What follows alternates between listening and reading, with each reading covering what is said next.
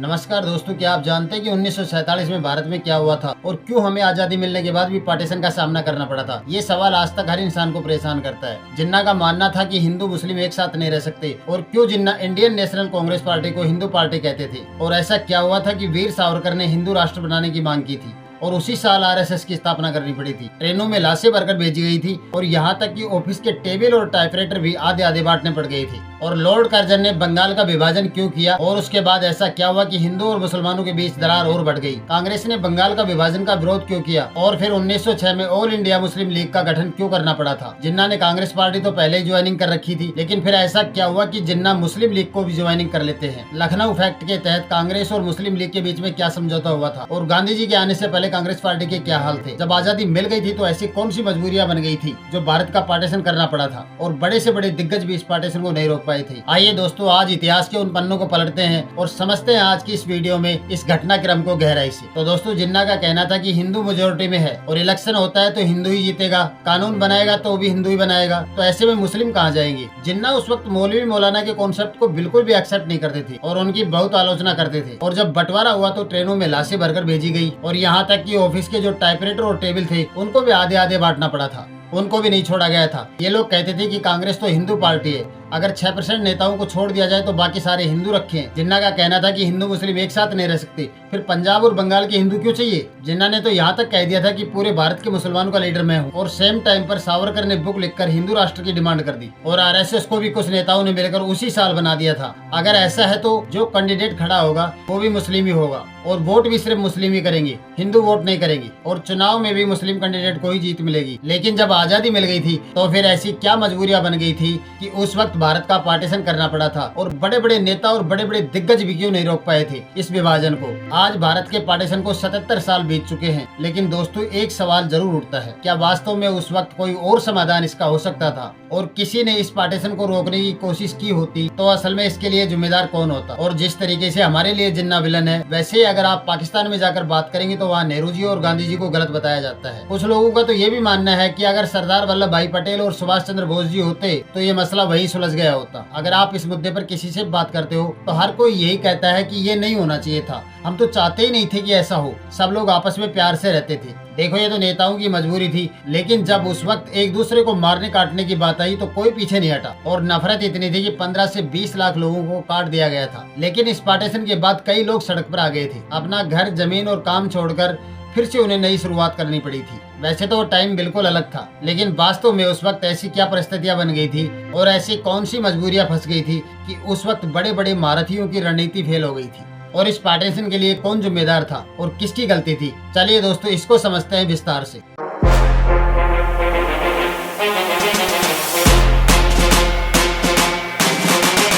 दोस्तों, आप स्क्रीन पर देख सकते हैं, ये है कराची और कराची के इस खराद डिस्ट्रिक्ट के इस घर में जो उस समय ब्रिटिश इंडिया का हिस्सा था और इस घर में जिन्ना भाई पूंजा नाम का एक बिजनेसमैन रहता था और इस बिजनेसमैन के यहाँ 25 दिसंबर 1876 को एक बच्चे का जन्म होता है जिसका नाम रखा जाता है मोहम्मद अली जिन्ना। ऐसा बच्चा था जिसने एक देश के 2 टुकड़े कर दिए थे और इस पूरे घटनाक्रम का एक सबसे इम्पोर्टेंट कैरेक्टर था।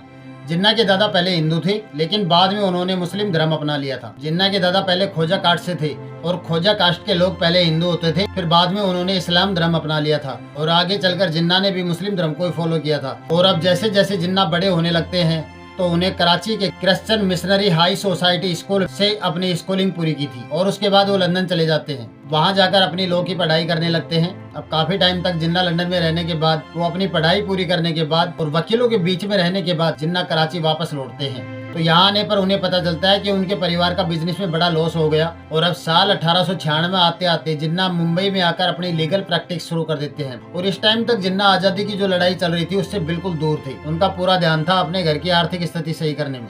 और सेम टाइम तक गांधी जी साउथ अफ्रीका में थे और वो भी इस आजादी की लड़ाई से बिल्कुल दूर थे। तो कहने का मतलब ये है कि जिन्ना और गांधी जी उस टाइम जो अंग्रेजों के खिलाफ जो आजादी की लड़ाई चल रही थी उससे वो बिल्कुल दूर थे और उस टाइम तक किसी ने नहीं सोचा था कि जिन्ना और गांधी जी आगे चलकर कितना बड़ा काम करने वाले हैं। आप स्क्रीन पर देख सकते हैं दोस्तों, उस समय ब्रिटिश इंडिया का जो मैप था वो ये था।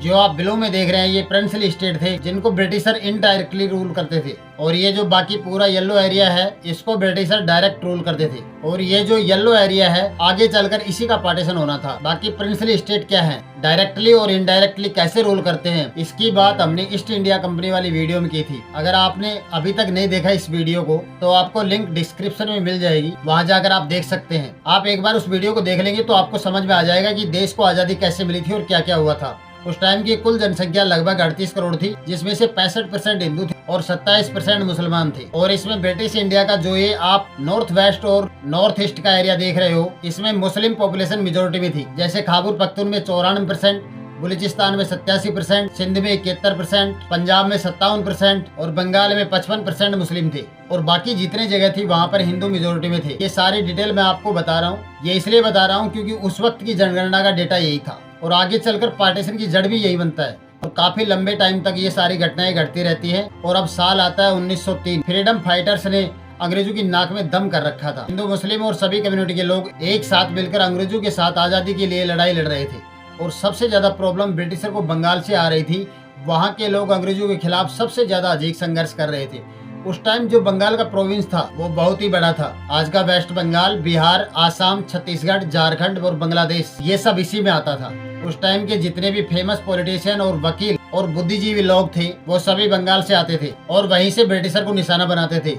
तो कहने का मतलब यह है कि उस वक्त बंगाल क्रांतिकारी एक्टिविटी का हब बन चुका था और इसी वजह से ब्रिटिशर पूरे बंगाल से बहुत ज्यादा परेशान रहते थे। और अब होता क्या है कि ये सारी एक्टिविटी बहुत ज्यादा होने लगती है और बड़े स्तर पर होने लगती है। और अब साल आता है 1905, वाइसराय लॉर्ड कर्जन ने बंगाल से अपनी टेंशन कम करने का प्लान तैयार करते हैं और उनको वहाँ रहते रहते एक बात समझ में आ गई थी कि भारत के लोगों को धर्म के नाम पर बांटा जा सकता है। अगर वो किसी तरीके से उनकी एकता तोड़ देते हैं तो उनको कंट्रोल करना बहुत आसान हो जाएगा। और इस टाइम तक जो सभी भारतीयों में जो राष्ट्रवाद की भावना भरी हुई थी उसमें धर्म का एंगल डालकर इसको तोड़ सकते हैं। और जुलाई 1905 में लॉर्ड कर्जन ने बंगाल में एक अनाउंसमेंट करते हैं और लॉर्ड कर्जन कहते हैं कि बंगाल का क्षेत्रफल बहुत बड़ा है और इसकी वजह से एडमिनिस्ट्री को बहुत सारी परेशानियां आ रही है, इसलिए बंगाल का पार्टीशन करना पड़ेगा। पूरे बंगाल में जो हिंदू थे वो मेजोरिटी में थे, लेकिन बंगाल का जो वेस्ट साइड था वहाँ पर मुस्लिम पॉपुलेशन ज्यादा थी। और लॉर्ड कर्जन ने अपने प्लान के हिसाब से बंगाल का पार्टीशन कर दिया जाता है और उसमें बंगाल का ईस्ट एरिया था जहाँ पर मुस्लिम मेजोरिटी में ज्यादा थे और उसको ईस्ट बंगाल बना दिया और वो आज के दिन बांग्लादेश में है। और जो बाकी बचा हुआ बंगाल था उसको वेस्ट बंगाल बना दिया। और जब अंग्रेजों ने बंगाल का पार्टीशन कर दिया था तो ईस्ट बंगाल के अंदर जो मुस्लिम थे वो पहले बंगाल के अंदर माइनॉरिटी में थे, लेकिन अब वो ईस्ट बंगाल बनते ही मेजोरिटी में आ गए थे। और जो हिंदू पहले मेजोरिटी में था वो माइनॉरिटी बन गई थी ईस्ट बंगाल के अंदर। और बाकी जो वेस्ट बंगाल के लोग थे वहाँ पर कोई ज्यादा खास परेशानी नहीं आती है, वहाँ पर पहले जैसा ही था वैसा ही रहता है। लेकिन वेस्ट बंगाल के लोग बहुत गुस्सा हो गए थे क्योंकि उनके हाथ से आधा बंगाल चला गया था और आजादी भी नहीं मिली थी। लेकिन हर सुबह तनाव बढ़ रहा था। हिंदू और मुसलमान दोनों ही अपनी सुरक्षा के लिए प्रयास कर रहे थे, चारों तरफ शांति और प्रेम का इंतजार कर रहे थे। और उधर जब बंगाल का पार्टीशन हो गया था तो इस घटना को लेकर इंडियन नेशनल कांग्रेस पार्टी ने सभी को इकट्ठा किया और आंदोलन करना शुरू कर देते हैं। और उनका कहना था कि बंगाल का पार्टीशन बिल्कुल गलत हुआ है। लेकिन कहीं ना कहीं ईस्ट बंगाल के जो मुसलमान थे उनको इस पार्टीशन से ज्यादा परेशानी नहीं हुई थी। और जैसे कि पहले हिंदू और मुसलमान सभी मिलकर एक साथ अंग्रेजों के खिलाफ लड़ाई लड़ रहे थे और धरना देते थे, लेकिन इस बार जो बंगाल का पार्टीशन हो गया था इसको लेकर धरने वगैरह जो दिए जा रहे थे, लेकिन उसमें ईस्ट बंगाल के जो मुस्लिम थे वो एक्टिव नहीं रहते थे, यानी कि वो बराबर पार्टिसिपेट नहीं करते थे। ऐसा पहली बार हुआ था कि एक साथ आंदोलन करने की बजाय एक नई चर्चा शुरू हो गई थी कि इंडियन नेशनल कांग्रेस पार्टी तो हिंदू पार्टी है और पूरी पॉपुलेशन 26% मुस्लिम है, लेकिन कांग्रेस पार्टी ने 6% मुस्लिम डेलीगेट रखे हैं। और चर्चा ये थी कि कल को अंग्रेज चले भी गए तो लड़ाई तो साथ मिलकर लड़ रहे हैं, लेकिन बाद में मुसलमानों का क्या होगा, और उनकी तो फिर भी नहीं चलेगी क्योंकि कांग्रेस तो हिंदुओं की पार्टी है। चुनाव भी होंगे तो हिंदू जीतेगा, अगर सरकार बनाएगा तो हिंदू बनाएगा, अगर कानून बनाएगा तो भी हिंदू ही बनाएगा, तो आजादी के बाद भी हमारी उतनी नहीं चलेगी। लेकिन इंडियन नेशनल कांग्रेस पार्टी ने इस घटना को भांप लिया था। उनको समझ में आ गया था कि जो धर्म का एंगल उठने लगा है ये इस पूरे आंदोलन को खराब कर देगा, इसलिए उन्होंने हर कदम पर एक मोहर लगाई और उनको कहा, देखो धर्म आपका निजी मामला है, धर्म के आधार पर राजनीति करना बहुत खतरनाक हो सकता है। और उन्होंने हर कम्युनिटी के लोगों को जाकर ये बात समझाई, हम जो अंग्रेजों के खिलाफ या आजादी की जो लड़ाई लड़ रहे हैं उसमें हम एक सेक्युलर इंडिया को देखते हैं जिसमें हर धर्म और हर कम्युनिटी के लोगों के लिए जगह होगी, आपको कोई डरने की बात नहीं है। कांग्रेस ने यही संदेश दिया था, राष्ट्रवाद और देश की एकता सबसे इम्पोर्टेंट है। वो किसी भी धर्म और कम्युनिटी से बड़ा होता है। वास्तव में जो उस टाइम धर्म की बात करते थे उनको कांग्रेस वाले कम्युनल बोलते थे, लेकिन बंगाल के विभाजन के बाद हिंदू और मुस्लिम के बीच एक दरार पड़ चुकी थी और उधर जो अंग्रेजों का प्लान था वो काम करने लग गया था। और ये जो टाइम चल रहा था, इसी बीच में जिन्ना की एंट्री होती है पॉलिटिक्स में। और साल 1906 में कांग्रेस कोलकाता में एक सेशन कर रही थी और जिन्ना इसी में आए थे और उस टाइम जिन्ना ने कांग्रेस ज्वाइनिंग कर लिया था। आइए दोस्तों जिन्ना के बारे में समझते हैं। आपको जिन्ना की जो आज की इमेज है और उस टाइम पर जिन्ना के जो पर्सनल बिलीव थे वो बिल्कुल अलग थे। उस टाइम पर जो जिन्ना थे वो सेक्युलरिज्म की बात ज्यादा करते थे, कांग्रेस की सेक्युलर आइडियोलॉजी से बहुत ज्यादा इम्प्रेस थे और जिन्ना मौलाना मौलवी के कॉन्सेप्ट की बहुत आलोचना करते थे। और जिन्ना का जो लाइफ स्टाइल था वो ट्रेडिशनल इस्लामिक प्रैक्टिस से बहुत अलग था।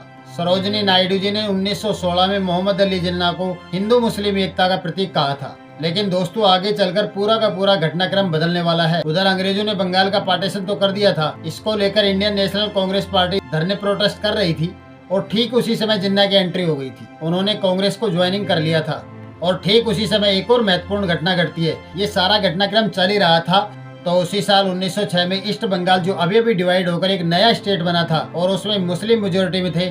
ढाका शहर जो आज बांग्लादेश में है, वहाँ पर मुस्लिम समुदाय की मोहम्मद एजुकेशनल कॉन्फ्रेंस चलती थी और ये हर साल वहाँ पर आयोजित होती थी। क्योंकि अब पार्टीशन हो चुका था इसलिए ईस्ट बंगाल में ये कॉन्फ्रेंस चल रही थी जहाँ पर मुस्लिम समुदाय की ग्रोथ और अन्य मुद्दों पर चर्चा होती थी। लेकिन इस बार जो ढाका के अंदर ये सेशन हुआ था वो पहले से थोड़ा अलग था, क्योंकि इस सेशन में ये डिस्कस हुआ था कि ये जो भारत के हिंदू और मुस्लिम दोनों का प्रतिनिधि करने की बात कर रही है, ये तो वास्तव में एक हिंदू पार्टी है। पूरे देश में मेजोरिटी में हिंदू है, इलेक्शन होंगे तो हिंदू ही जीतेगा, सरकार आएगी तो हिंदुओं की आएगी और फिर लॉ बनाएगा तो हिंदू ही बनाएगा, तो हमारा प्रतिनिधि कौन होगा। और इस मीटिंग में उन्होंने डिसाइड किया कि जैसे इंडियन नेशनल कांग्रेस पार्टी है इसमें हिंदू ज्यादा है, ऐसे ही हम एक मुस्लिम पॉलिटिकल पार्टी बनाएंगे जो मुसलमानों की बात आगे रखेगी और भारत के जितने भी मुसलमान हैं उन सभी का प्रतिनिधित्व करेगी। और ये वही टाइम था जब 30 दिसंबर 1906 को उन सब ने मिलकर ऑल इंडिया मुस्लिम लीग नाम से एक पार्टी बना देते हैं। इसका उद्देश्य था कि मुसलमानों की बातें और उनके मुद्दों को आगे रखे जाएंगे और उन्हें ज्यादा से ज्यादा लोगों का समर्थन मिले, इसको लेकर वो अपनी बात आगे रखेंगे। और ऐसा नहीं था कि बस यूं ही एक पार्टी बना दी हो, एक योजनाबद्ध तरीके से ब्रिटिशर के सामने आकर उन्होंने सेपरेट इलेक्टोरेट्स की मांग रखते हैं। लेकिन उस टाइम पर कोई भी बात होती थी, चाहे हिंदू की हो या मुसलमान की हो, इन सब बातों को ब्रिटिशर के सामने इंडियन नेशनल कांग्रेस पार्टी ही रखती थी। लेकिन ऐसा पहली बार हुआ था कि इंडियन नेशनल कांग्रेस पार्टी के बराबर में अब ऑल इंडिया मुस्लिम लीग भी आकर खड़ी हो गई थी और अंग्रेजों के सामने अलग से एक और अपनी मांग रखती है। तो मुस्लिम लीग जब बनी थी तो उन्होंने अंग्रेजों के सामने अपनी मांग रखते हुए कहा था कि अब मुसलमानों को भी अलग से सेपरेट इलेक्टोरेट चाहिए।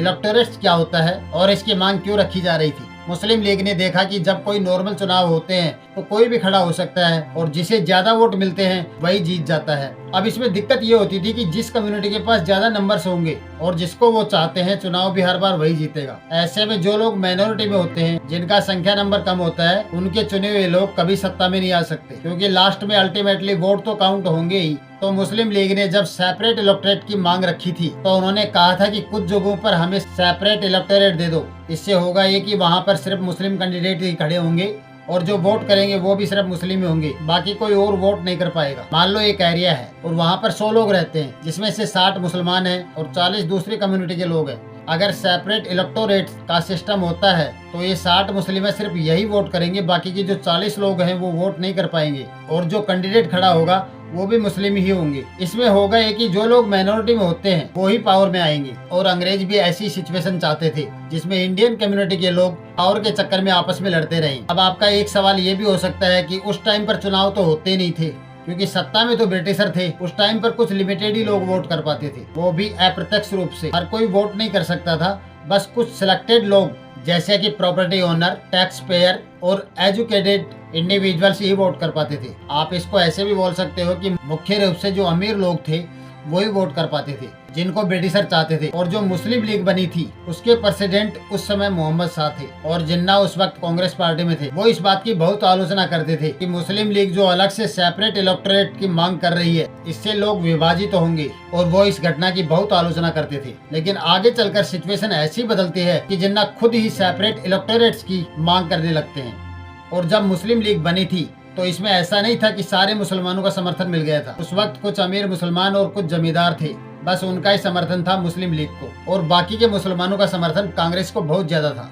और यही कारण था कि इंडियन नेशनल कांग्रेस पार्टी जो कहती थी और मुस्लिम लीग जो कर रही थी, वो भारत के सभी मुसलमानों को रिप्रेजेंटेटिव कर रही थी। ये पूरा सच नहीं है तो ऐसा कुछ भी नहीं है। भारत के हिंदू मुसलमान और जितनी भी कम्युनिटी के लोग थे, उन सब के रिप्रेजेंटेटिव हम हैं, यानी कि इंडियन नेशनल कांग्रेस पार्टी। और आगे चलकर ब्रिटिशर ने मुस्लिम लीग को एक और अलग से समर्थन दे दिया था ताकि वो उनके वफादार बने रहे। और कांग्रेस चाहती थी कि मुस्लिम लीग पैरेलल में आके खड़ी हो जाए, क्योंकि तभी वो मैनेज कर पाएंगे। और इसके कुछ टाइम बाद यानी कि साल 1909 में मुस्लिम लीग वाले अपने सेपरेट इलेक्टोरेट्स की मांग को लेकर शिमला पहुंचते हैं और वो लोग लॉर्ड मिंटो और लॉर्ड मॉर्ले से जाकर मिलते हैं और उनके सामने अपनी सारी डिमांड रखते हैं। उनका प्लान था कि कैसे भी करके उन्हें सेपरेट इलेक्टोरेट्स मिल जाए और उनकी ये डिमांड मान ली जाती है, क्योंकि उस टाइम में यूनाइटेड प्रोविंस और बंगाल, पंजाब, बॉम्बे प्रेसिडेंसी, मद्रास प्रेसिडेंसी और सेंट्रल प्रोविंस में अंग्रेज ये कह देते थे कि अब यहाँ मुसलमानों के लिए अलग से सेपरेट इलेक्टोरेट्स काउंसिल में भी मुसलमानों के लिए सीटें रिजर्व कर दी गई हैं। और फिर 1909 में मॉर्ले मिंटो रिफॉर्म आने के बाद मुस्लिम लीग बहुत ज्यादा खुश होती है। इफेक्ट भारत की जो पूरी मुस्लिम पॉपुलेशन थी और उसके बाद मुस्लिम लीग बहुत ज्यादा पॉपुलर होने लगती है और सेपरेट इलेक्टोरेट्स की मांग की इस घटना की वजह से बहुत ही कम टाइम में मुस्लिम लीग और नेशनल कांग्रेस पार्टी के पैरेलल में आकर खड़ी हो जाती है। और जब मुस्लिम लीग की पॉपुलरिटी बढ़ती है, और उधर जिन्ना तो कांग्रेस पार्टी में थे, लेकिन आगे चलकर साल 1913 में मुस्लिम लीग को ज्वाइन कर लेते हैं। और इसका मतलब ये बिल्कुल नहीं था कि उन्होंने कांग्रेस छोड़ दिया था, बिल्कुल नहीं। उन्होंने एक साथ कांग्रेस और मुस्लिम लीग दोनों को ज्वाइनिंग कर रखा था। और उस वक्त जिन्ना का कहना था कि ऐसा करके वो हिंदू मुस्लिम यूनिटी को मेंटेन कर पाएंगे, जबकि मुस्लिम लीग और कांग्रेस दोनों अलग अलग रास्ते पर चल रही थी। इसमें काफी परेशानियां आ रही थी, लेकिन आजादी के लिए एक रास्ता बनाया जा सके जिससे मुस्लिम लीग और कांग्रेस एक साथ मिलकर अपने मुख्य लक्ष्य के लिए काम करेंगे और जिससे कि अंग्रेजों से आजादी मिल सके, ना कि हम आपस में लड़ते रहें। और इस घटना से कांग्रेस बहुत ज्यादा खुश हुई थी क्योंकि कांग्रेस किसी भी तरह से मुस्लिम लीग को अपने साथ रखना चाहती थी, वो विभाजन नहीं करना चाहती थी। और मुस्लिम लीग ज्वाइनिंग करने के बाद जिन्ना इन दोनों पार्टियों की मीटिंग करवाते हैं लखनऊ में, जिसे लखनऊ फैक्ट के नाम से भी जाना जाता है। और इस मीटिंग में मुस्लिम लीग कुछ डिमांड करती है। मुस्लिम लीग कांग्रेस से कहती है कि हम आपके साथ तभी आएंगे जब आप हमें सेपरेट इलेक्टोरेट्स पर मुस्लिम कैंडिडेट्स की कुछ सीटें बढ़ाकर देंगे। वैसे तो कांग्रेस में धर्म के आधार पर सीटें मिलना काफी मुश्किल था, लेकिन जैसे तैसे करके कांग्रेस इस डिमांड को मान लेती है और वो कहते हैं कि आप हमारे साथ आ जाओ, जो आजादी की लड़ाई चल रही है ब्रिटिशर के खिलाफ, उसमें आप हमारे साथ आकर खड़े हो जाओ। और इस लखनऊ फैक्ट के तहत कांग्रेस और मुस्लिम लीग दोनों ही एक एग्रीमेंट पर आ जाती है। उस टाइम कांग्रेस पार्टी में कई राष्ट्रवादी हिंदू लीडर थे, जैसे लाला लाजपत राय और मदन मोहन मालवीय। इन सारी बातों से खुश नहीं थे। उन्होंने एक काम किया, जैसे मुसलमानों के लिए मुस्लिम लीग थी, ठीक उसी तरह से उन्होंने 1915 में हिंदू महासभा बना दी थी ताकि हिंदुओं की बात आगे रखी जा सके। और अभी तक जो घटनाक्रम चल रहे थे, गांधी जी इन सब से थोड़ा दूर थे। और अब गांधी जी की एंट्री होती है। गांधी जी साउथ अफ्रीका से इंडिया वापस आ जाते हैं और यहाँ से कांग्रेस जो बैकफुट पर जा रही थी और हर बात को माननी पड़ रही थी, उसकी स्थिति बदल जाती है। अब गांधी जी आए थे तो उन्होंने क्या क्या किया था और गांधी जी ने कांग्रेस को किस तरह से ज्वाइनिंग किया था और गांधी जी ने क्या क्या किया, इसकी बात हम आगे वीडियो में करेंगे। अब गांधी जी के आने के कुछ टाइम बाद कुछ परिस्थितियां ऐसी बनती हैं कि उस टाइम दुनिया का फर्स्ट वर्ल्ड वॉर खत्म हो चुकी थी और अलाइड पावर, जिसमें ब्रिटिश एम्पायर भी शामिल था, उसने ऑटोमन एम्पायर को हरा दिया था। और उस समय ऑटोमन एम्पायर के जो हेड थे उन्हें खलीफा कहा जाता था और पूरे विश्व के मुसलमान उनको अपना आध्यात्मिक और धार्मिक नेता मानते थे, क्योंकि वो हजरत प्रॉफिट मोहम्मद के उत्तराधिकारी थे। और उस टाइम वॉर जीतने के बाद अलाइड पावर, जिसमें ब्रिटिश एम्पायर भी शामिल था, उन्होंने ऑटोमन एम्पायर को बांटना शुरू कर दिया था और अपने अंडर लेना शुरू कर दिया था। और ऐसे एरिया जिनमें मुसलमानों के होली पैलेस थे, जिनके ऊपर खलीफा का कंट्रोल था, और वो सारे एरिया अपने अंडर लेने लगते हैं। पूरे विश्व के मुसलमान बहुत ज्यादा गुस्सा हो जाते हैं और उस वक्त पूरी दुनिया में प्रोटेस्ट हो रहे थे। और सेम टाइम पर भारत में भी प्रोटेस्ट शुरू हो जाते हैं, जिसे खिलाफत मूवमेंट भी कहा जाता है। कि आजादी की लड़ाई अभी शुरू हुई थी, लेकिन कट्टरता और हिंसा ने इतनी जल्दी भयावह बना दिया कि हिंदू और मुसलमान दोनों पक्ष के लोग अपनी सुरक्षा के लिए शांति प्रिय लोगों की तरफ देखने लगते हैं। अली ब्रदर्स ने इस खिलाफत मूवमेंट को इंडिया के अंदर शुरू किया था और अब गांधी जी इसे हिंदू मुस्लिम एकता के लिए एक अवसर के रूप में देखते हैं। और गांधी जी खिलाफत मूवमेंट्स के अली ब्रदर्स से मिलते हैं और कहते हैं कि हम आपके खिलाफत मूवमेंट का पूरा समर्थन करेंगे और हिंदू मुस्लिम मिलकर अंग्रेजों के खिलाफ आएंगे। इस विचार को लेकर गांधी जी ने हर हिंदू से अपील की और खिलाफत मूवमेंट के समर्थन में आ जाते हैं। और उन्होंने बहुत सारी कॉन्फ्रेंस भी करते हैं। और उसी टाइम कांग्रेस का नागपुर में सेशन चल रहा था। गांधी जी ने मुसलमानों के साथ साथ हिंदुओं को भी जोड़कर खिलाफत मुद्दे में भाग लेते हैं। और इससे होता यह है कि भारत के मुसलमानों को विश्वास हो जाता है और वो लोग फिर से कांग्रेस का समर्थन करने लग जाते हैं। कांग्रेस जो कहती थी कि हम भारत में हिंदू और मुस्लिम दोनों के लीडर हैं, ये बात और मजबूत हो गई थी। और कांग्रेस की जो सेक्युलर अप्रोच थी, इसमें कहा गया था कि भारत एक सेक्युलर देश होगा और हिंदू मुस्लिम सब एक साथ रहेंगे, वो और भी स्पष्ट हो गया था। इससे कांग्रेस और मजबूत हो गई थी और मुस्लिम लीग थोड़ी कमजोर पड़ गई थी। मुस्लिम लीग दावा कर रही थी कि भारत के सभी मुसलमानों के प्रतिनिधि हम हैं, लेकिन ये दावा थोड़ा सा हल्का पड़ गया था उस वक्त। और इसके बाद एक और आश्चर्यजनक घटना घटती है।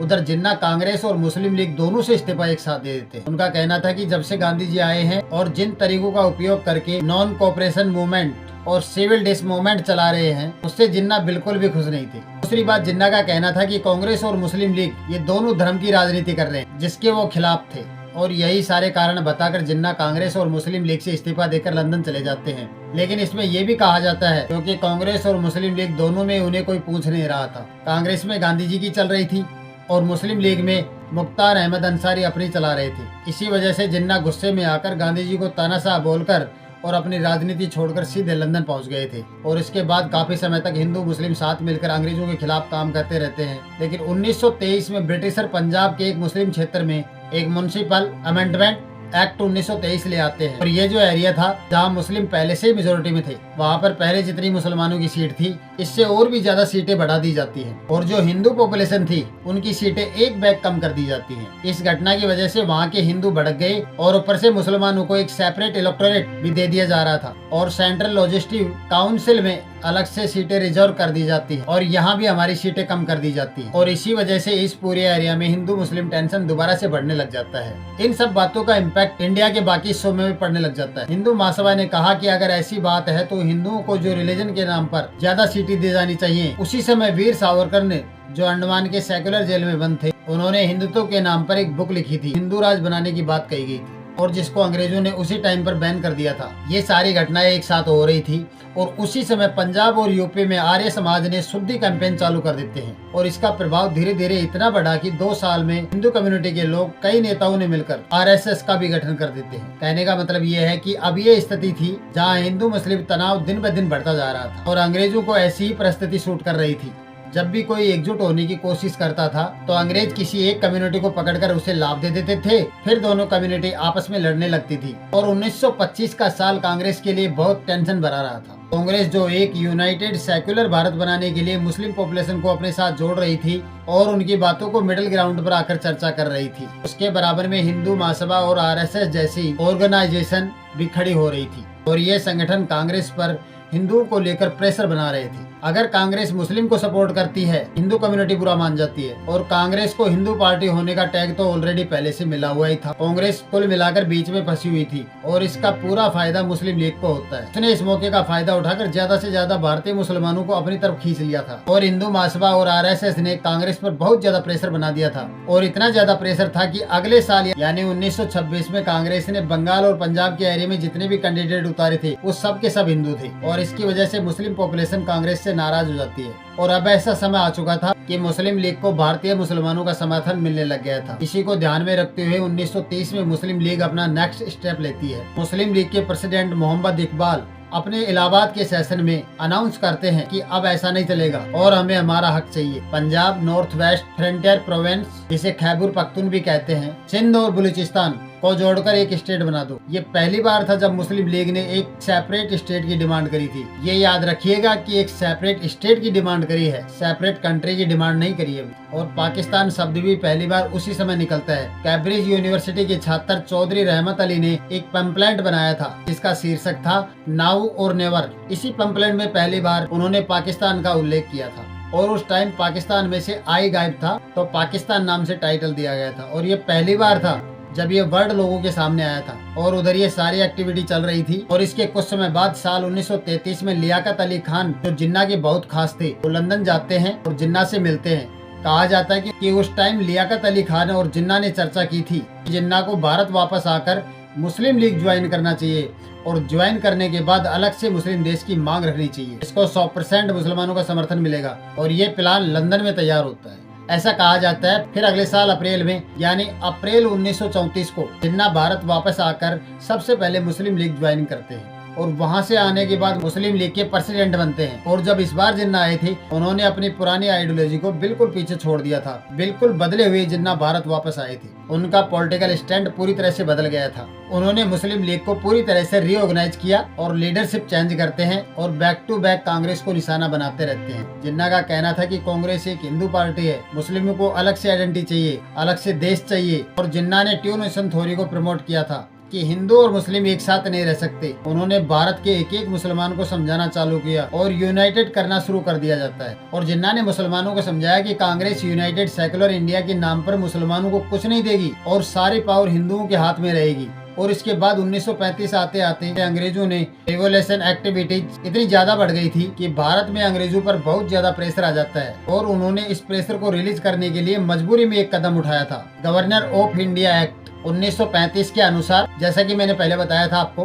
कि पहले कुछ लिमिटेड लोग ही वोट कर पाते थे और इस एक्ट में वैसे तो बहुत सारी एक्टिविटी थी, लेकिन जो मेन बात थी इलेक्शन में वोट कौन कौन करेगा और उनके जो नंबर है और आम जनता के जो नंबर है वो भी बढ़ा दिए गए थे। अब इस एक्ट के आने के बाद जो इलेक्शन होंगे उसमें करीब करीब 30-35 मिलियन भारत के लोग वोट करने के लिए तैयार हो गए थे। लेकिन इसमें यह था कि थोड़ा बहुत पढ़ा लिखा होना चाहिए, टैक्स पेड होना चाहिए और कुछ लैंड भी उसके नाम पर होनी चाहिए, वही वोट कर सकता है।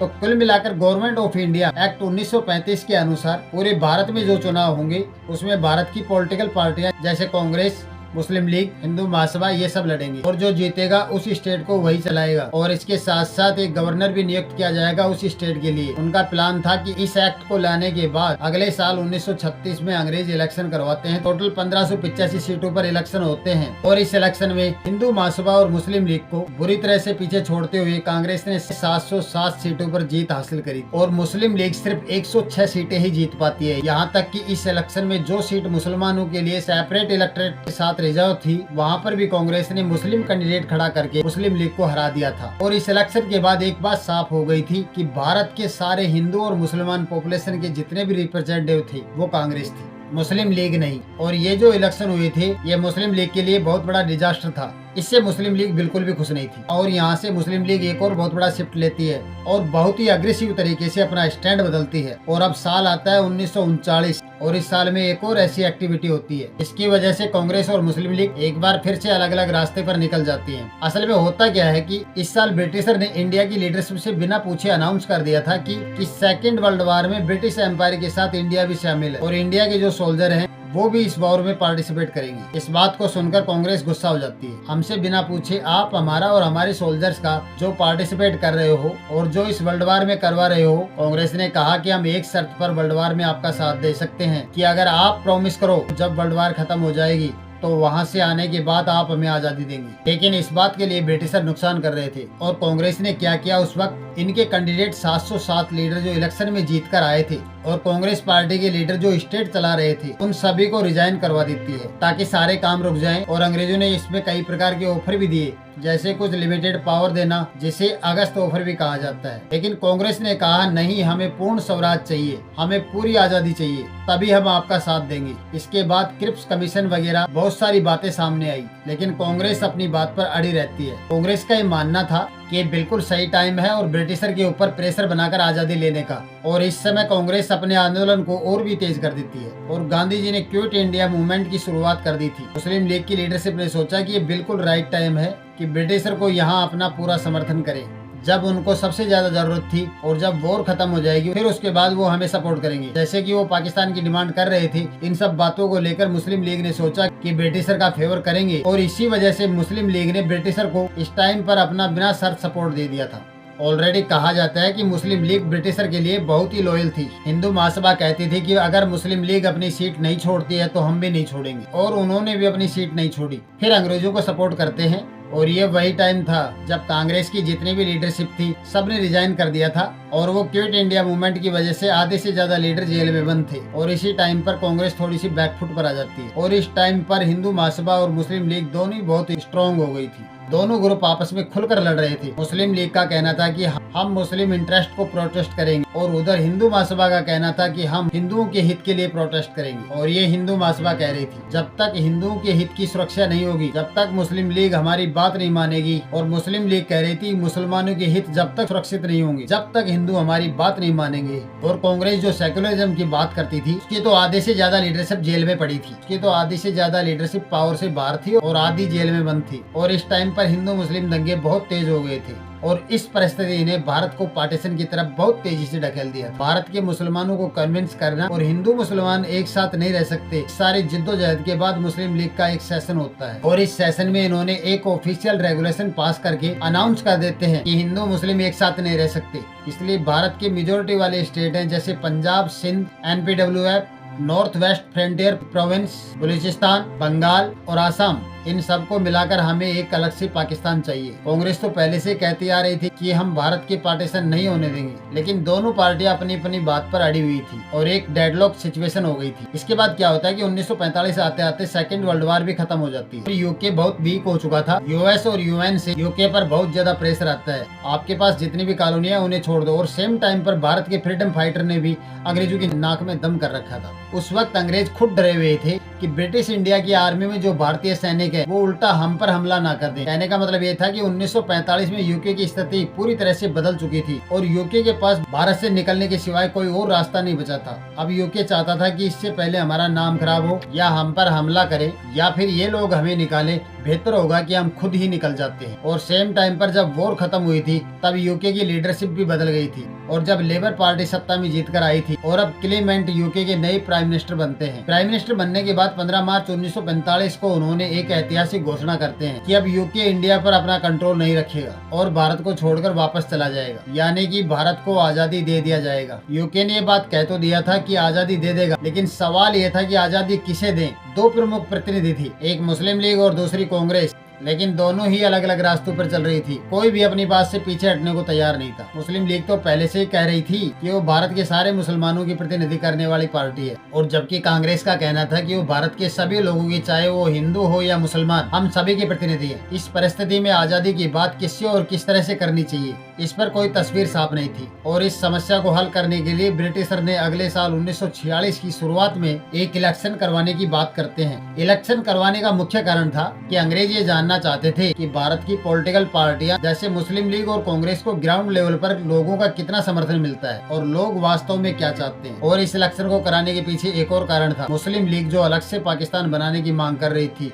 उससे ये भी जानना चाहते थे उसको लोग कितना सपोर्ट करते हैं। और इधर जो कांग्रेस सेकुलर यूनाइटेड भारत की बात कर रही थी, उसको कितना समर्थन मिलता है। इस इलेक्शन से यूके ये समझना चाहता था कि जब वो भारत छोड़कर चले जाएं तो पावर शेयरिंग कैसे होगी, किसको क्या देना होगा, पार्टीशन होगा या नहीं होगा, अगर होगा तो किस तरीके से होगा। इस इलेक्शन से क्लियरिटी आनी थी। और ये इलेक्शन मुस्लिम लीग और कांग्रेस के बीच में डायरेक्ट कंपटीशन था। कांग्रेस वोट मांग रही थी एक सेकुलर यूनाइटेड इंडिया के नाम पर, जहां हिंदू मुस्लिम सब मिलकर रहेंगे, और मुस्लिम लीग वोट मांग रही थी एक अलग मुस्लिम देश बनाने के नाम पर। फिर इलेक्शन करवाए जाते हैं और इलेक्शनों के बाद जो रिजल्ट आते हैं सच में वो हैरान करने वाले थे। कांग्रेस हिंदू मेजोरिटी वाले क्षेत्र में जीत जाती है और 1585 सीट में से 923 सीट कांग्रेस को मिल जाती है। लेकिन इसमें आश्चर्यजनक ये भी था कि मुस्लिम लीग को मुस्लिम एरिया में 90% से ज्यादा वोट मिले थे। टोटल 482 सीटों में से 425 सीट मुस्लिम लीग बड़ी आसानी से जीत जाती है। मतलब कि इस इलेक्शन से ये साफ हो गया था कि मुस्लिम लीग ही भारत के मुसलमानों की प्रतिनिधि पार्टी है। और इस इलेक्शन के बाद कहीं न कहीं हर किसी को एहसास हो गया था कि अब इंडिया का पार्टीशन होकर रहेगा। अंग्रेजों ने बहुत कोशिश की कि कांग्रेस और मुस्लिम लीग को मिलाकर एक अंतरिम सरकार बनाई जाए, लेकिन मुस्लिम लीग ने काम होने ही नहीं दिया और जिन्ना अलग से देश बनाने की मांग पर पूरी तरह से अड़े हुए थे और नेहरू जी भी अपनी बात से पीछे नहीं हट रहे थे। अब इतने हालात खराब हो चुके थे कि अंग्रेज जल्दी से जल्दी भारत से निकलना चाहते थे, लेकिन फिर भी कोई समाधान नहीं निकल रहा था। अब यूके अपने 3 कैबिनेट मिनिस्टर भारत भेजता है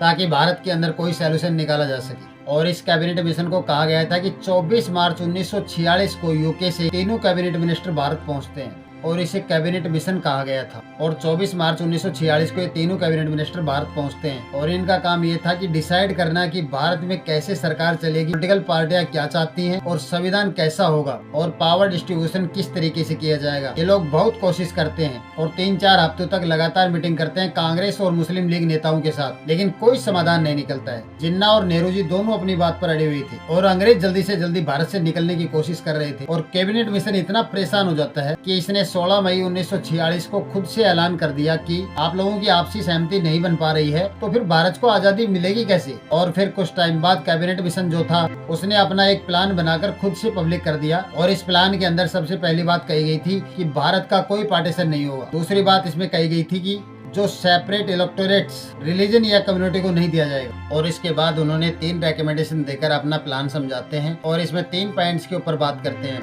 पहला प्रोविंस स्टेट यानी कि स्टेट की ग्रुपिंग, दूसरा प्रिंसली स्टेट के बारे में बताया गया और तीसरा संविधान के बारे में बताया गया। जो कॉन्स्टिट्यूट असेंबली कैसे बनेगी उसके बारे में बताते हैं जो आप स्क्रीन पर देख सकते हैं। पहला पॉइंट प्रोविंस स्टेट यानी कि जो स्टेट की ग्रुपिंग की गई थी और भारत में जितने भी स्टेट थे इन सभी को 3 भागों में डिवाइड कर देते हैं। ये group A, group B, group C. और ग्रुप ए में इन्होंने रखा था United Province, Bombay, Madras, central province, Bihar और उड़ीसा। और एक ग्रुप बी में रखते हैं Punjab, Sindh, North West Frontier Province और बलूचिस्तान। और ग्रुप सी में रखते हैं बंगाल और आसाम। अगर आप इन तीनों ग्रुपों को ध्यान से देखोगे तो इसमें नोटिस करोगे कि ग्रुप ए जो है ये हिंदू मेजोरिटी वाले स्टेट हैं और ग्रुप बी और ग्रुप सी ये मुस्लिम मेजोरिटी वाले स्टेट हैं। इसके साथ साथ उन्होंने कहा कि जितने भी राज्य हमने डिवाइड किए हैं यानी कि जो प्रोविंस डिवाइड किए थे वो अपना खुद का एक कॉन्स्टिट्यूशन बनाएंगे और फिर सब मिलकर पूरे देश का कॉन्स्टिट्यूशन बनाएंगे। तो बेसिकली इसमें पूरा अनडिसाइडेड भारत था और इसको सिर्फ एक सेंट्रल गवर्नमेंट के अंडर न रखकर 3 टियर सिस्टम बना दिया गया था। और सबसे पहले सेंट्रल गवर्नमेंट होगी और उसके बाद ग्रुप्स होंगे और फिर लास्ट में स्टेट्स होंगे। सेंट्रल गवर्नमेंट के हाथों में फाइनेंस, फॉरेन अफेयर्स और कम्युनिकेशन ही होंगे। बाकी सभी बातों का डिसीजन स्टेट खुद कर लेंगे। ये पूरा सिस्टम अंग्रेजों ने बनाकर भेज दिया था और इस पूरे सिस्टम में सेंट्रल गवर्नमेंट बिल्कुल वीक हो गई थी और राज्य के पास पावर ज्यादा आ गई थी। इसके बाद अंग्रेज एक और बात कहते हैं कि हर 5 साल के बाद कोई भी स्टेट अपनी मर्जी से अपने हिसाब से किसी भी ग्रुप को छोड़कर किसी दूसरे ग्रुप में जा सकता है और बाकी ये बची हुई प्रिंसली स्टेट ये चाहे तो आजाद रह सकते हैं या फिर भारत के साथ मिलकर रह सकते हैं। तीसरी बात कॉन्स्टिट्यूट असेंबली जो कि भारत का कॉन्स्टिट्यूशन ही बनाएगा और इसमें कौन कौन शामिल होगा, जिस कम्युनिटी की जितनी पॉपुलेशन होगी उसके परसेंटेज के हिसाब से ही कॉन्स्टिट्यूशन असेंबली में उस कम्युनिटी के उतने ही मेंबर आएंगे ताकि हर कम्युनिटी का रिप्रेजेंटेशन हो सके और संविधान बनाने में मदद मिल सके। और अब जो पाकिस्तान बनाने की डिमांड थी वो पूरी तरह से खत्म हो गई थी, लेकिन इसके बावजूद जिन्ना इस प्लान के लिए सहमत हो जाते हैं क्योंकि उन्होंने ऐसा इसलिए किया था। जिन्ना को ये महसूस हो रहा था कि वो जिस पाकिस्तान की मांग कर रहे हैं आगे चलकर वो इससे भी बड़ा पाकिस्तान बना सकते हैं। 5 साल बाद कोई भी ग्रुप अपनी मर्जी से कहीं भी जा सकता है। तो जिन्ना ने सोचा आगे चलकर सेंटर के पास तो इतनी पावर होगी नहीं और अपने को बड़ा पाकिस्तान बनाने में और भी आसानी होगी, थोड़ा समय और लगेगा लेकिन ये सोच रहे थे वो हम हासिल कर लेंगे। लेकिन जिन्ना के इस प्लान को कांग्रेस समझ जाती है। कांग्रेस ने अंग्रेजों से कहा चलो आपकी सारी बातें सही हैं, आप भारत को डिवाइड नहीं कर रहे हो बल्कि 3 ग्रुप बना दिए, लेकिन इसमें आपको 1-2 बातें बदलनी होंगी। एक तो ये जो आपने 3 ग्रुप बनाए हैं और स्टेट को जो डिवाइड कर रहे हो उसमें ये किसी भी स्टेट के लिए कंपलसरी नहीं होना चाहिए कि वो किस ग्रुप में रहना चाहते हैं। कांग्रेस ने कहा कि ये नहीं होना चाहिए कि आपने जो 3 ग्रुप बनाए हैं कि कोई भी स्टेट या किसी भी ग्रुप में जाना चाहता है तो उसे अनुमति होनी चाहिए लेकिन अनिवार्य नहीं होना चाहिए। अगर ये हो जाता है तो जिन्ना का सपना टूटता हुआ दिखाई दे रहा था। और इसके साथ ही कांग्रेस ने कहा आपने सेंटर के हाथों में पावर बहुत कम दी है, इसे और मजबूत होना चाहिए क्योंकि अभी भले ही यूनाइटेड इंडिया बना दे आप लेकिन सेंटर को मजबूत बनाना बहुत जरूरी है। आप कह रहे हैं कि अगर सेंटर के पास पावर नहीं होगी तो देश आगे चलकर टूट सकता है, तो आगे चलकर देश टूट सकता है क्योंकि स्टेट अपनी मनमानी करेंगे। और कांग्रेस की ये 2 डिमांड्स थी और ब्रिटिशर काफी हद तक सहमत हो जाते हैं। लेकिन उधर जिन्ना का प्लान पूरी तरह से चौपट हो रहा था।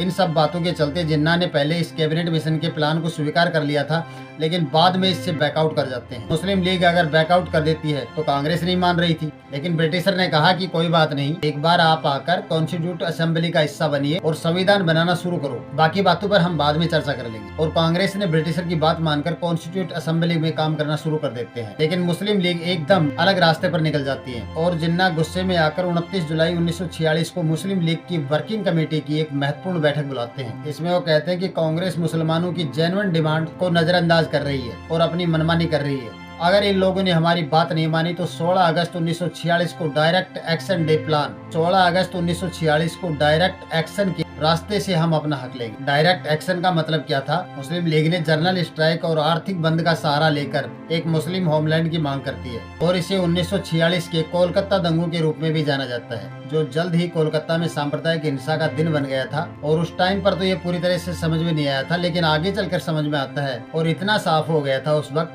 कि 16 अगस्त को सभी मुसलमानों को सड़कों पर उतरने के लिए कहा जा रहा है। और सेम टाइम में बंगाल में मुस्लिम लीग ही सत्ता में थी और हुसैन शायद बंगाल के प्रमुख थे और मुस्लिम लीग के सदस्य भी थे। उन्होंने स्टार ऑफ इंडिया के नाम पर एक न्यूज़पेपर का सहारा लिया और उन्हीं के एक एमएलए का था ये। और 16 अगस्त 1946 को डायरेक्ट एक्शन डे का प्लान तैयार करते हैं और उसको स्टार ऑफ इंडिया अखबार में पब्लिश कर देते हैं और उसकी पूरी डिटेल छाप देते हैं ताकि मुस्लिम लीग के जो समर्थक हैं उनको इकट्ठा किया जा सके। और जब 16 अगस्त की तारीख आई तो बंगाल के प्रमुख हुसैन शाहिद ने पुलिस को हटा देते हैं, जिससे उस वक्त वहाँ पर पुलिस की मौजूदगी नहीं थी। इसमें कहा गया था कि एक शांतिपूर्ण विरोध होगा, लेकिन इस विरोध में दंगे हो जाते हैं और इसे द ग्रेट कोलकाता किलिंग भी कहा जाता है, जिसमें हजारों लोगों की जान चली गई थी। और फिर धीरे धीरे भारत के बाकी हिस्सों में भी हिंदू मुस्लिम एक दूसरे की जान के प्यासे हो गए थे और पूरे भारत में लोग एक दूसरे को खोज खोज कर मार रहे थे। और ये दंगे सिर्फ एक दिन की बात नहीं थी, ये लगातार 1 साल चलते रहते हैं और रोजाना 200-300 लोगों की मरने की खबर आ रही थी। शुरू में तो कांग्रेस ने जिन्ना के इस डायरेक्ट एक्शन डे प्लान को ज्यादा सीरियस नहीं लिया था, लेकिन आगे चलकर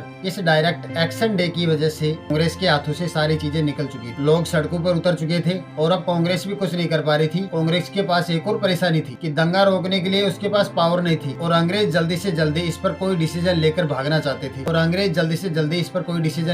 चाहते थे। दंगे तभी रुक सकते थे जब भारत का विभाजन होगा। जिन्ना अपनी बात पर अड़े हुए थे कि मैं पूरी मुस्लिम कौम का नेता हूँ और हमें एक अलग से पाकिस्तान चाहिए। जिन्ना कहते थे कि वो भारत के सारे मुसलमानों के नेता हैं और जो कांग्रेस के कई मुस्लिम नेता थे जिन्ना पर तंज कसते थे और कहते थे ये सब मजाक है, हम क्या करें, क्या हम घर चले जाएं, घर जाकर बैठ जाएं। उधर रोजाना लोग मारे जा रहे थे। पूरे भारत में सांप्रदायिक हिंसा फैल चुकी थी। इससे निपटने के लिए सिर्फ एक ही रास्ता बचा था, लेकिन कांग्रेस और मुस्लिम लीग दोनों एक एग्रीमेंट पर आने की कोशिश ही नहीं कर रहे थे। वो दोनों अपनी अपनी बातों पर अड़े हुए और इस टेंशन को फ्री करने के लिए यूके के प्रधानमंत्री क्लेमेंट ने 28 फरवरी 1947 को ब्रिटिश हाउस ऑफ कॉमन्स में एक घोषणा करते हैं कि अब बहुत हो चुका है, अब भारत के पॉलिटिशियन तैयार हो या ना हो, उनको जल्दी से जल्दी कोई डिसीजन लेना होगा। अब यूके की सिचुएशन ऐसी हो गई थी कि उसने भारत के लीडरों को लास्ट वार्निंग दे दिया था, चाहे एग्रीमेंट करें या ना करें, हम 23 जून 1948 को पावर ट्रांसफर करके भारत छोड़कर चले जाएंगे। इसके बाद भारत में जो भी कुछ होगा उसके जिम्मेदार हम नहीं होंगे। उन्होंने उस समय में ये तो कह दिया था कि भारत के जितने भी राज्य हैं हम सबको आजाद करके चले जाएंगे। इसे बैल्कन प्लान कहा जाता था। और इस वार्निंग के बाद नेहरू जी और जिन्ना दोनों ही परेशान हो जाते हैं। नेहरू जी कह रहे थे कि हम देश बांटने को तैयार नहीं है और आप इतने सारे टुकड़े करने की बात कर रहे हो, वो भी 6 राज्यों को मिलाकर एक पाकिस्तान बनाना चाहते हैं। ऐसे में पाकिस्तान के टुकड़े हो जाते थे और हर राज्य का जो नेता होगा वो छोटे छोटे राज्यों का लीडर बन जाएगा। और सच में कहीं न कहीं उनकी प्राइम मिनिस्टर बनने की भी महत्वाकांक्षा थी। और फिर अंग्रेजों ने 30 जून 1948 की डेट फिक्स करते हैं। अगर जिन्ना और नेहरू जी अड़े रहते हैं और नहीं मानते हैं तो हम यहाँ से चले जाएंगे, तो भारत की आंतरिक स्थिति और भी खराब हो सकती है। और अब तक स्थिति पूरी तरह से कंट्रोल से बाहर हो चुकी थी, लेकिन जगह जगह दंगे हो रहे थे, संविधान बना नहीं था। जिन्ना के प्रभाव वाले क्षेत्रों में क्या होता था और कितनी मारकाट हो रही थी इसकी कल्पना भी नहीं की जा सकती। जब अंग्रेजों ने एक फिक्स तारीख दे दी और उसके बाद बोले हम चले जाएंगे, तो नेहरू जी और जिन्ना दोनों ही एक टेबल पर आने की कोशिश करने लगते हैं। लेकिन अब कांग्रेस भी पार्टीशन के नाम पर चर्चा करना शुरू कर देती है और एक तरह से जिन्ना का डायरेक्ट एक्शन डे प्लान काम करने लग गया था। और यहाँ पर कांग्रेस को झुकना पड़ा था क्योंकि दंगे दिन ब दिन बढ़ रहे थे। उस समय कांग्रेस के अध्यक्ष कृपलानी जी ने कहा कि लड़ाई के बजाय हमें इनको पाकिस्तान दे देना चाहिए। और 19 मार्च 1947 को नेहरू जी ने भी ये बात एक्सेप्ट कर लेते हैं। नेहरू जी कहते हैं कि अब पार्टीशन करना ही पड़ेगा। और उधर अंग्रेज घोषणा कर देते हैं कि वो 30 जून 1948 को चले जाएंगे। उसके अगले दिन उन्होंने एक और कदम उठाया। वेवोल तो उस टाइम के भारत के वाइसराय थे, उनको यूके ने हटा दिया था क्योंकि वो लंबे समय से भारत के नेताओं से बातचीत करके समाधान निकालने का काम दिया गया था, लेकिन उन्होंने काफी समय बर्बाद कर दिया था और अंग्रेज जल्दी से जल्दी निकलना चाहते थे। इसके लिए वेवोल को हटाकर लॉर्ड माउंटबेटन भारत का वाइसराय बनाकर तुरंत भेजा गया था। जब भारत के पार्टीशन पर देश के अंदर चर्चा शुरू हो गई थी, पंजाब के सिख और बंगाल के हिंदू परेशान होने लग गए थे। उन्होंने कहा कि अगर पार्टीशन में पंजाब और बंगाल पाकिस्तान में चले जाएंगे तो हम तो फंस जाएंगे और बिना कुछ किए हम पाकिस्तान में माइनॉरिटी बन जाएंगे। इसलिए उन लोगों ने साफ मना कर दिया था और उन लोगों ने कहा कि वो पाकिस्तान के साथ नहीं जाना चाहते। वे पंजाब और बंगाल को लेने की डिमांड कर रहे थे। उनका कहना था कि पंजाब और बंगाल के सिख और हिंदू पाकिस्तान में माइनॉरिटी बनकर आराम से रह सकते हैं, इनको वहाँ पर कोई भी परेशानी नहीं होगी। और इस बात को लेकर जिन्ना की बहुत आलोचना भी हुई थी, क्योंकि जिन्ना का कहना था कि हिंदू मुस्लिम एक साथ नहीं रह सकते, इसलिए भारत का पार्टीशन करना पड़ेगा। लेकिन जब पंजाब और बंगाल की बात सामने आई तो सिख और हिंदू को अपने साथ रखने के लिए तैयार हो जाते हैं, अपने पाकिस्तान में रखने के लिए तैयार हो जाते हैं। इस पर कहा गया कि जिन्ना को सिर्फ सत्ता से मतलब था और ये विभाजन किसी के अधिकारों के लिए नहीं हो रहा था, लेकिन जिन्ना ये सब पाकिस्तान का हेड बनने के लिए कर रहे थे। और इसके बाद तारीख आती है 3 जून 1947। विस्तार से चर्चा करने के बाद माउंटबेटन ने इस तारीख को भारत और पाकिस्तान को दो अलग अलग देश बनाने का प्लान पब्लिश कर देते हैं। माउंटबेटन प्लान में कहा गया था भारत और पाकिस्तान को दो अलग देश बनाकर दोनों देशों को डोमिनियन स्टेट बना दिया था। इसका मतलब ये था कि दोनों देशों को आजादी तो मिल जाएगी, लेकिन जितनी भी आंतरिक प्रशासनिक और गवर्नेंस की जिम्मेदारियां होगी वो सब खुद से की जाएंगी। लेकिन भारत और पाकिस्तान दोनों ही ब्रिटिश क्राउन के अधीन रहेंगे। ऐसा इसलिए किया गया था क्योंकि उस टाइम माहौल इतना ज्यादा खराब था और उस समय दंगे बहुत हो रहे थे। ये सारी घटनाएं आउट ऑफ कंट्रोल से बाहर थी और संविधान भी नहीं बना था, तो ऐसे में प्रशासनिक सेटअप करने में समय लगता है। इसलिए ये डिसीजन लिया गया था जब तक दोनों देशों का संविधान नहीं बन जाता तब तक उन्हें एक डोमिनियन स्टेट दिया जाएगा। तो इसी वजह से जब 1950 में भारत का संविधान बनता है और 1956 में पाकिस्तान का संविधान बनाया गया था, तब जाकर दोनों देशों को पूरी तरह से ब्रिटिश क्राउन के अधीन से हटाया गया था। इसके बाद माउंटबेटन प्लान में कहा गया था कि पंजाब और बंगाल के केस में वोटिंग होगी, हिंदू मुस्लिम और सिख के प्रतिनिधि अलग अलग वोटिंग करेंगे ताकि ये फिक्स किया जा सके कि हिंदू और सिख पाकिस्तान में शामिल होना चाहते हैं या नहीं। अगर पंजाब और बंगाल पाकिस्तान में शामिल होना चाहते हैं तो उन्हें भी दो भागों में बांट दिया जाएगा। लेकिन जब वोटिंग हुई तो हिंदू और सिखों ने पाकिस्तान के साथ रहने की बजाय भारत के साथ रहना पसंद किया और इस मामले में पंजाब और बंगाल को ईस्ट वेस्ट हिस्सों में डिवाइड कर दिया जाता है और इसको भारत और पाकिस्तान में बांट दिया जाता है। कहने का मतलब ये है कि इन सब घटनाओं के बाद अंत में जो बचता है, अंत में जो पाकिस्तान बनता है, उसमें सिंध, नॉर्थ वेस्ट सीमांत राज्य के आज के बलूचिस्तान, सिलेट, वेस्ट पंजाब और ईस्ट बंगाल पाकिस्तान के हिस्से में चले गए थे। बाकी सब भारत के पास आ गया था। और जो प्रिंसली स्टेट थे उस टाइम पर माउंटबेटन प्लान में ये था कि जो पुराने अंग्रेजों के साथ प्रिंसली स्टेट के एग्रीमेंट थे उन सबको रद्द कर दिए जाएंगे और अगर जो प्रिंसली स्टेट जहाँ जाना चाहते हैं तो जा सकते हैं। कोई पाकिस्तान के साथ जा सकता है या फिर भारत के साथ रह सकते हैं या फिर आजाद रह सकते हैं। ये पूरी तरह से उनकी अपनी मर्जी पर निर्भर था। और जब विभाजन हुआ था तो जिन रेजिमेंट्स में मुस्लिम सैनिक ज्यादा थे उनको पाकिस्तान को दे दिया जाता है, जैसे सिंध रेजिमेंट, बलोच रेजिमेंट और फ्रंटियर फोर्स रेजिमेंट। ये सारी रेजिमेंट पाकिस्तान के पास चली गई थी और बाकी इंडियन रेलवे, सिविल सर्विसेज और फाइनेंशियल संपत्तियां और अंग्रेजों का जो लोन था भारत और पाकिस्तान में बराबर बांट दिया जाता है। और यहाँ तक कि ऑफिस के टेबल और कुर्सी और टाइपराइटर भी आधे आधे बांट दिए गए थे। जब माउंटबेटन प्लान को पब्लिश किया गया था तो उसमें एक और बात कही गई थी कि जो पहले जो तारीख दी गई थी 30 जून 1948 को बदलकर अब 15 अगस्त 1947 कर दिया गया था। इस दिन दोनों देशों को आजादी मिलेगी। ये तारीख इसलिए रखी गई थी क्योंकि जापान ने इस दिन अलाइड फोर्सेस के सामने सरेंडर किया था। माउंटबेटन उस समय साउथ ईस्ट एशिया में सुप्रीम कमांडर थे और ये तारीख उनके लिए बहुत महत्वपूर्ण थी, इसलिए उन्होंने इस तारीख को फिक्स किया था। इसके बाद माउंटबेटन प्लान में ये भी कहा गया था कि ये कमेटी बनाई जाएगी जिसके चेयरमैन रेडक्लिफ होंगे। ये कमेटी तय करेगी कि भारत और पाकिस्तान का बॉर्डर कहाँ से बनाया जाएगा और किस किस जगह से जाएगा।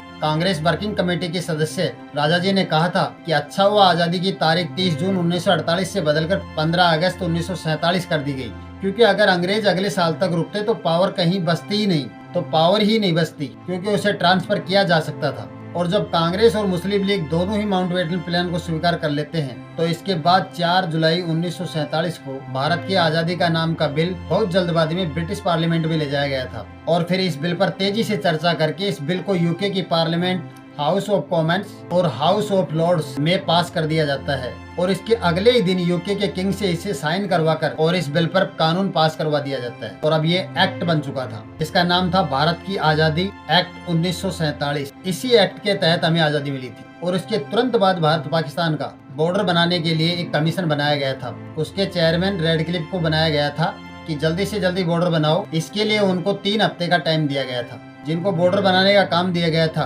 उनको भारत के बारे में कोई जानकारी नहीं थी, ना कभी वो पहले भारत आए थे ना उन्हें कोई पता था पंजाब कहाँ पड़ता है। उन्हें भारत की संस्कृति और भारत के भूगोल के बारे में कोई जानकारी नहीं थी। लेकिन उन साहब ने क्या किया कि भारत का एक नक्शा मंगवाया और जहाँ पर बॉर्डर बनाना था उस पेपर को देखना शुरू कर देते हैं और वहाँ के डिस्ट्रिक्ट का हिंदू मुस्लिम जनसंख्या का डेटा मंगवाया जाता है और फिर उन्होंने एक एक डिस्ट्रिक्ट उठाकर हिंदू मुस्लिम क्षेत्रों के हिसाब से बॉर्डर बनाने का काम शुरू किया जाता है और फिर ठीक इसी प्रकार से बनाते हुए चले जाते हैं और इस तरह से एक पेपर पर भारत के 2 टुकड़े कर दिए जाते हैं। और अब 14 अगस्त 1947 की तारीख आती है, लेकिन अभी तक ऑफिशियल रूप से घोषित नहीं किया गया था कि भारत का बॉर्डर कहां से बनाया जाएगा। ये बात रेडक्लिफ ने नहीं कहा था, किसी को भी नहीं पता था कि भारत पाकिस्तान का बॉर्डर कहां से होगा। और अगले दिन 15 अगस्त 1947 तकनीकी रूप से 14 अगस्त 1947 की रात को 12 बजे भारत और पाकिस्तान की आजादी घोषित होनी थी। लेकिन पाकिस्तान अपनी आजादी भारत के साथ नहीं मनाना चाहता था, वो अपनी पहचान भारत से अलग रखना चाहता था। और इसके साथ साथ माउंटबेटन जो भारत के वायसराय थे, उनके लिए भी 15 अगस्त को कराची और दिल्ली में एक साथ आजादी समारोह में भाग लेना बिल्कुल इम्पॉसिबल था। इसलिए पाकिस्तान ने 14 अगस्त को ही अपनी आजादी घोषित कर दी थी। और जब ये कर दिया गया था तो जब ब्रिटिश अथॉरिटी थी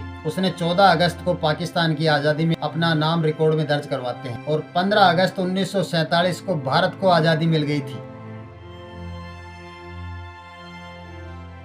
और भारत के स्वतंत्रता दिवस पर स्वतंत्र भारत के आजाद भारत के पहले गवर्नर जनरल माउंटबेटन को बनाया गया था। ऐसा इसलिए किया गया था क्योंकि अभी भी काफी सारे एसेट्स बचे थे जिनका विभाजन होना था। भारत और पाकिस्तान के बीच पावर ट्रांसफर सुनिश्चित करने के लिए कई इंपॉर्टेंट काम बाकी थे। इन सब को करने के लिए एक न्यूट्रल व्यक्ति की आवश्यकता थी और इन सब को देखते हुए भारत ने डिसीजन लिया कि भारत के पहले आजाद भारत के पहले गवर्नर जनरल लॉर्ड माउंटबेटन ही रहेंगे। लेकिन पाकिस्तान की ओर से जिन्ना ने खुद को गवर्नर जनरल बनाया था। गवर्नर जनरल ने आजादी के 2 दिन बाद यानी कि 17 अगस्त 1947 को भारत पाकिस्तान की वास्तविक बॉर्डर की घोषणा की जाती है। उस टाइम पर इंफॉर्मेशन पहुंचाना कोई आसान काम नहीं था, इसलिए कई जगहों पर तो ऐसा हुआ था कि जो लोग अपना काम कर रहे थे और कोई आकर उन्हें बताता है अब यहाँ से हमें अपना घर छोड़कर जाना पड़ेगा क्योंकि अब ये भारत नहीं रहा, अब ये पाकिस्तान बन गया है। और उस टाइम पर हर किसी को पावर लेने की इतनी जल्दी लगी थी, किसी को पावर छोड़कर जाने की जल्दी लगी थी और इस मिसमैनेजमेंट की वजह से बहुत से लोगों की जान चली गई थी। जैसे ही अनाउंसमेंट होती है और फिर बॉर्डर की घोषणा होती है, उसके तुरंत बाद बांग्लादेश के हिंदू, बांग्लादेश के अंदर रहने वाले हिंदू माइग्रेट होकर भारत में आना शुरू कर देते हैं और यहाँ के रहने वाले मुस्लिम माइग्रेट होकर वहाँ जाना शुरू कर देते हैं। और ठीक इसी प्रकार से पंजाब में लाखों सिख इसी तरह से माइग्रेट होना शुरू कर देते हैं और मुस्लिम इस तरफ से चालू हो जाते हैं, वो उधर माइग्रेट होना शुरू कर देते हैं। इन दोनों क्षेत्रों में सबसे ज्यादा कम्युनल टेंशन थी। पहले तो इस पूरे माइग्रेशन में बहुत ज्यादा मारकाट हुई थी। कई जगहों पर तो लोग लाइन में खड़े हुए थे, एक दूसरे से कहते थे कि मैं अपना घर वहाँ छोड़कर आ रहा हूँ, तुम वहाँ जाकर रह लेना। ये सब इस तरह की स्थिति बन गई थी। अब ये माइग्रेशन कोई ऐसा नहीं था कि गाड़ियाँ आई और सबको बिठाकर लेकर चली गई। इस माइग्रेशन में बहुत बड़े स्केल पर दंगे शुरू हो जाते हैं, औरतों के कपड़े फाड़े जाते हैं, जबरदस्ती होती है, लोग एक दूसरे को मारना काटना शुरू कर देते हैं, ट्रेनों में लाशें भरकर भेजी जाती हैं।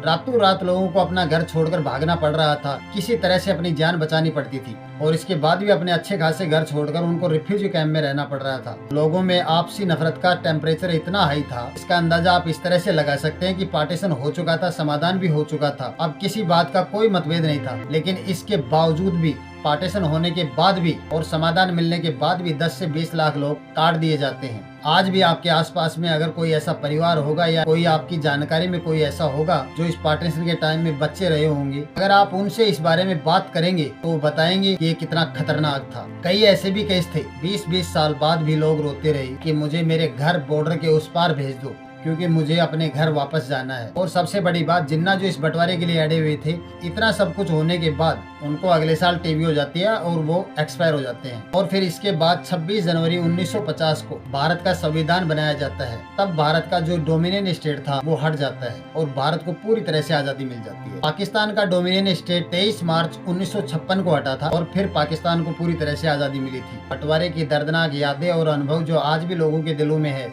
ये इतिहास का एक ऐसा अध्याय है जिसे भुलाया नहीं जा सकता। ये घटना कई परिवारों की कहानियां बन गई और पीढ़ियों तक उसकी छाप रह गई। दोस्तों, आजाद भगत सिंह एजुकेशन ग्रुप जो विराटनगर मेड में स्थित है, ये गरीब और अनाथ बच्चों को फ्री में शिक्षा प्रदान करते हैं। यहाँ से स्टडी करके बहुत से बच्चों ने अपना सपना पूरा किया है रानी लक्ष्मीबाई फैशन ग्रुप की बात करें तो यहाँ पर आपको लेडीज और बच्चों के कपड़ों की कंप्लीट रेंज अवेलेबल कराते हैं। दोस्तों, आजाद Bhagat Singh education group gym और लाइब्रेरी की बात करें तो श्री राकेश एनसीसी शिक्षा और फिटनेस के लिए लोगों को जागरूक करते बेहतर बनाने के लिए एक बार सेंटर पर विजिट जरूर करें। दोस्तों, आपको ये वीडियो पसंद आया हो तो चैनल को सब्सक्राइब करें, वीडियो को लाइक करें, ज्यादा से ज्यादा शेयर करें। धन्यवाद दोस्तों।